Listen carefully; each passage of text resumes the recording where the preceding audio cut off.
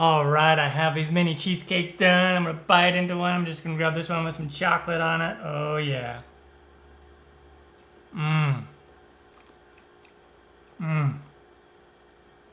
So yummy. Add 12 full sheets of graham crackers to a food processor. Blend until you have crumbs. Then melt 6 tablespoons of butter and pour that in, along with 1/4 cup of powdered sugar.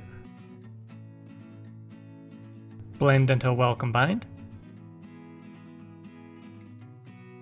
Line a muffin pan with paper cups, then add a few tablespoons of crumbs to each and press down with the back of the spoon. You can make 12 to 18 of these. Blend 6 ounces of softened cream cheese with a mixer. Then add 2/3 cup of sugar and 1 teaspoon of vanilla extract and blend until combined. Add 1/4 cup of sour cream and blend. Scrape the sides of the bowl as needed. Finally, add 2 large eggs, one at a time, mixing in between to finish off the cheesecake filling. Fill the cups with an equal amount of the cheesecake filling.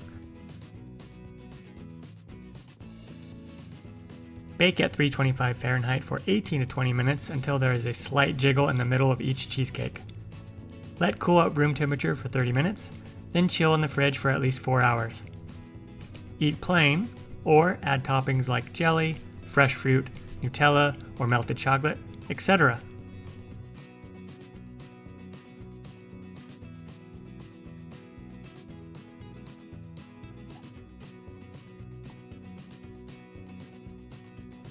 Enjoy!